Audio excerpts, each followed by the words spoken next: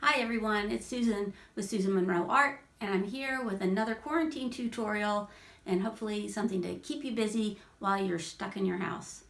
Today we're going to do something a little different. I thought it'd be fun to work a little bit on drawing because something I think that's missing in a lot of watercolor tutorials is the fact that you have to be able to draw to make a good realistic watercolor.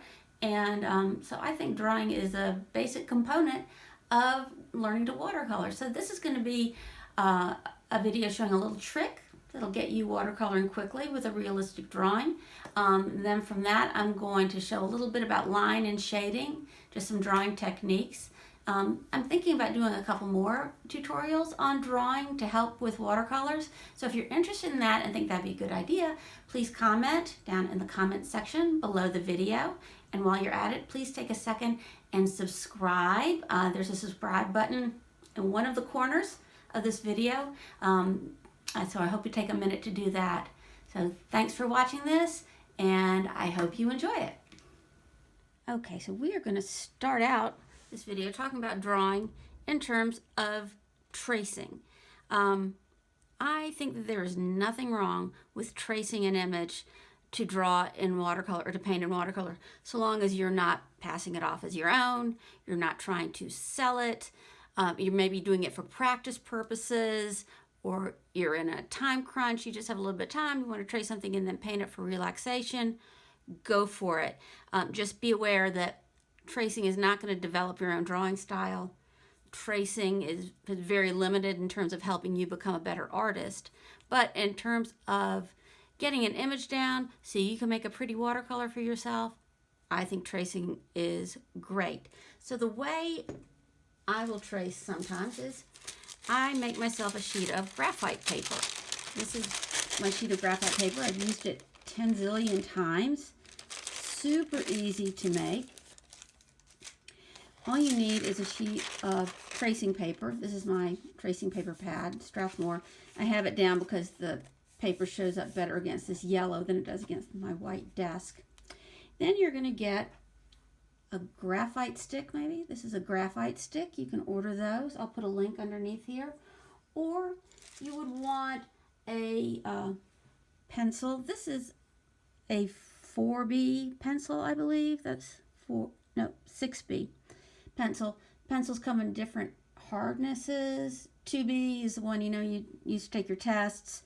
Then there's 4B that's softer. 6B is even softer than that in terms that the lead is softer and it's easier to make a darker image. They also go in the opposite direction. H means harder. All right, so do like this. I could do like this, and I'm going to cover this whole sheet with a layer of graphite, either by using my pencil or by using my stick of graphite. So let's go with that.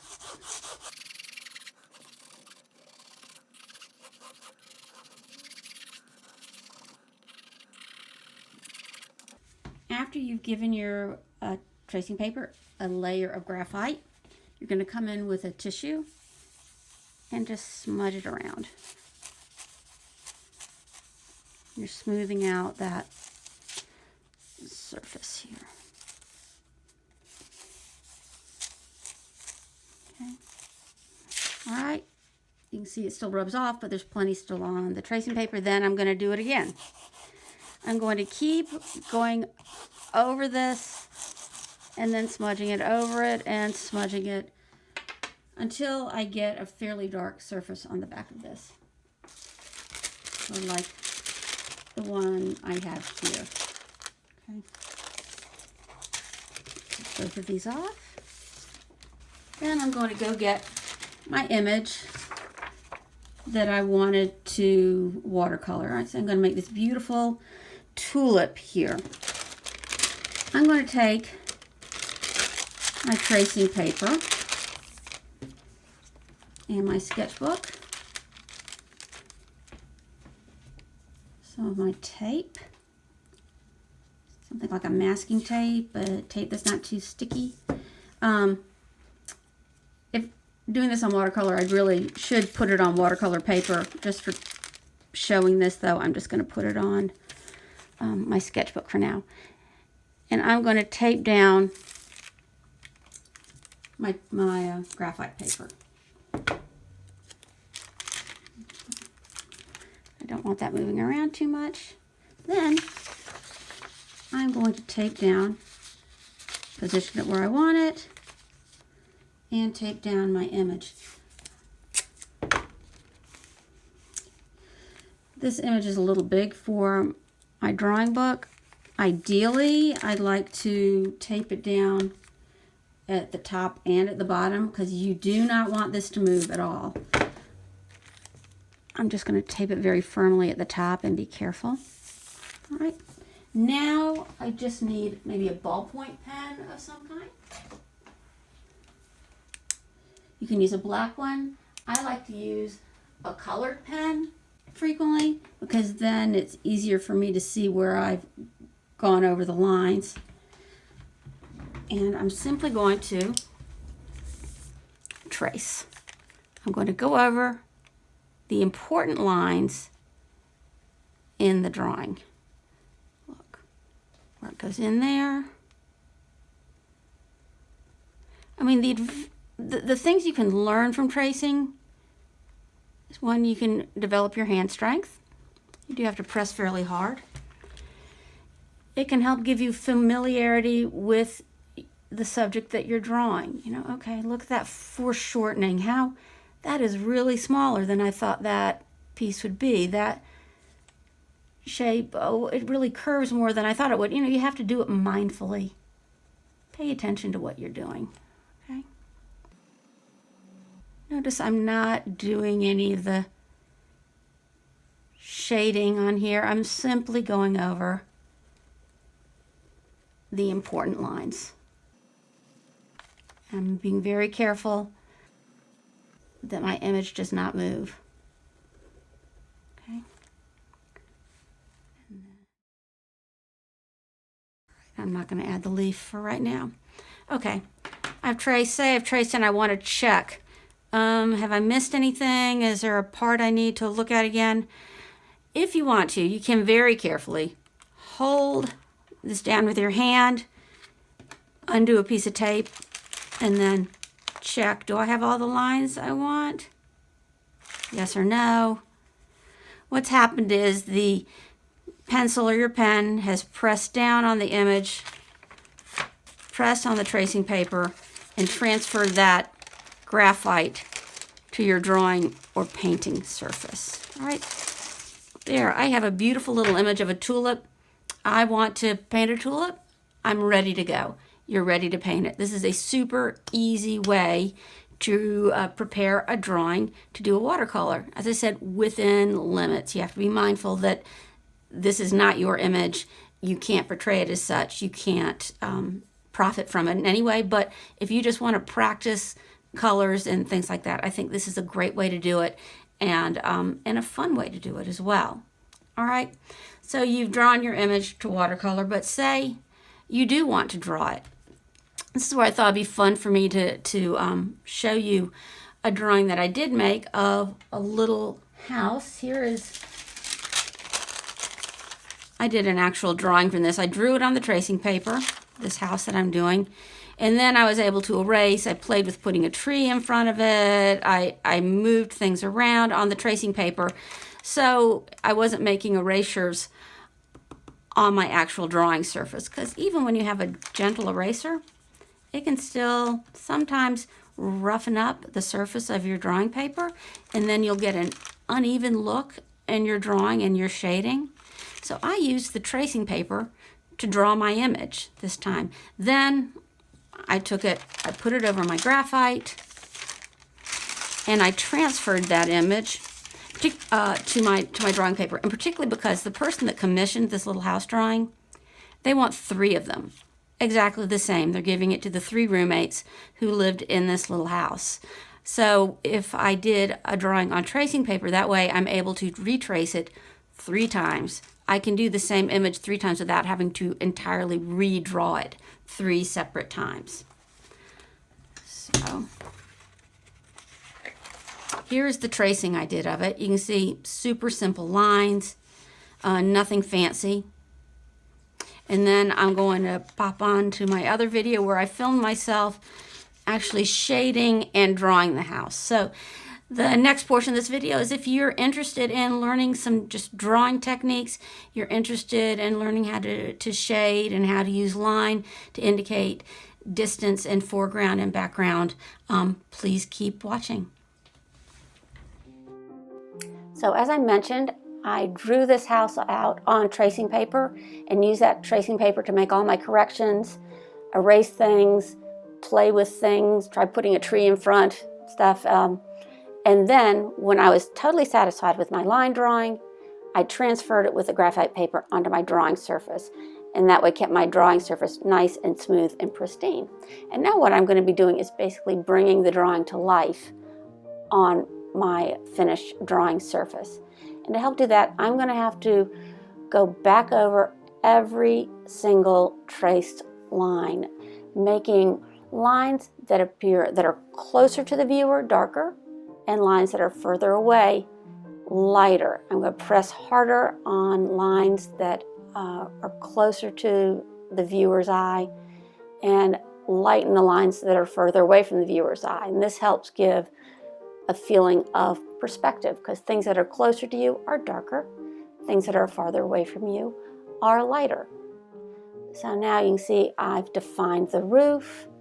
Now I'm working on defining those windows, shading in the panes lightly. The thing is, I can always come back and darken them if I want to later.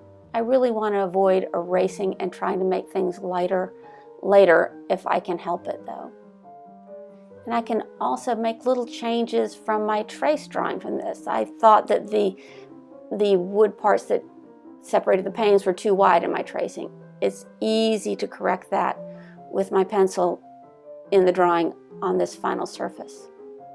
I'm also making sure I use a 6B pencil, which is soft lead. I can have a lot of variation in my line depending on how hard I press down with the pencil. And that's a fun exercise to do, taking a 6B pencil, working with it, making light lines, dark lines, pressing lightly, pressing harder, and seeing the variation in line you can get. Right, here I am establishing the lines for the porch. I was working from a drawing that was not really great. It was a picture from Google Earth, which, wow, that was tricky. So that's why drawing it out ahead of time on the tracing paper was important for me, because I knew I was going to have to erase a lot of things. See there, I had to erase something that I realized was an error, even in the tracing drawing. And I make sure I use a soft, kneaded eraser when I erase on a drawing. Okay, establishing the lines again down on the first level of the house. As I said, bringing it to life by adding variation in the line widths. If I just went with the lines that were the trace lines, it would look very dead and stagnant. And you can see the difference that this is making. Even now, it's making the drawing look more lively, more realistic.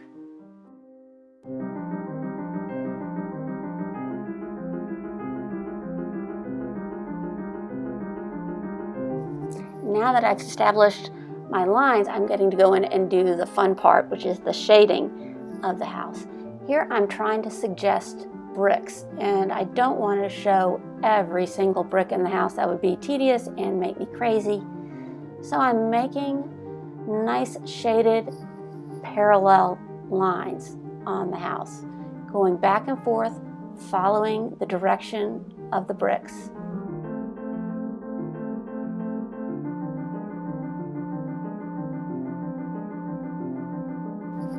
And here I'm going in a second time, and I think you can see how I'm reinforcing, making lines that I'm going to use to give the suggestion of bricks, not shading just continuously down, but leaving little gaps in my shadings. Yeah, and defining the edges. I like to have my edges defined in these things.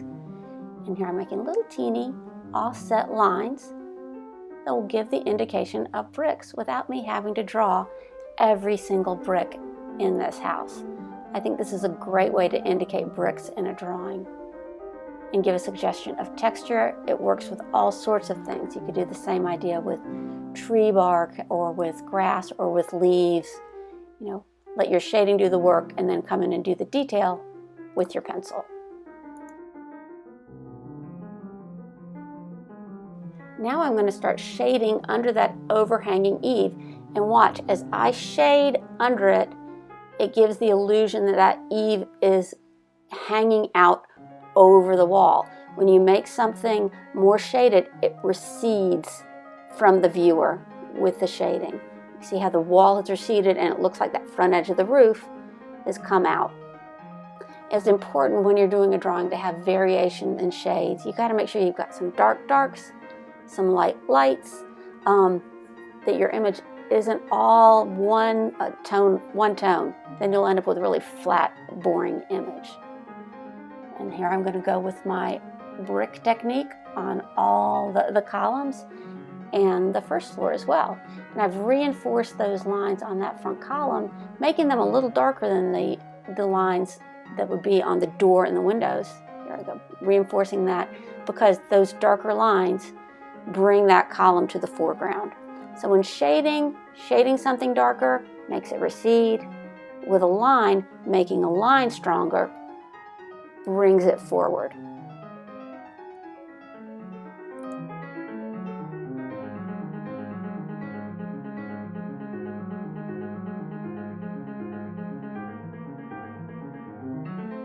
Now that I've finished the brickwork, I'm shading under the front porch eave. That whole front porch is going to be in shadow because it's under that little roof that the porch has. So I'm going to reinforce that line, make it stronger to make that porch look like it comes out, and shade that area to make it look like that wall has moved back. Right? Also, I'm going to make the windows different in that area because if you make all the windows look the same and dark, it ends up looking like nobody's home. More brick technique along the side, and then reinforcing that front line and shading toward the back again. So it's all in terms of shading and line. Shading and line strength is going to just help bring your drawing to life.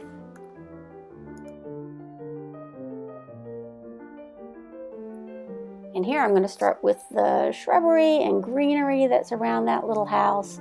And I decided not to put a lot of detail into that because what is this picture about? This drawing is about the house.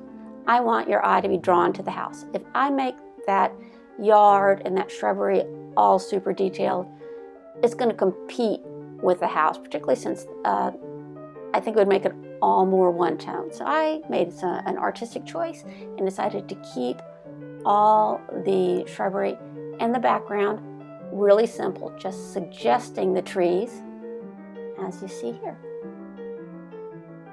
And then giving it a layered look by putting in a lower suggestion of trees and some shading lines behind it. And a suggestion of grass. And here you pretty much have it. A couple more bushes. And you can see how the shading really brought this drawing to life. So I hope you've picked up a couple little drawing tips from this video. Some things that are going to help you when you do your watercolors. Things that are going to help you as you learn more about drawing.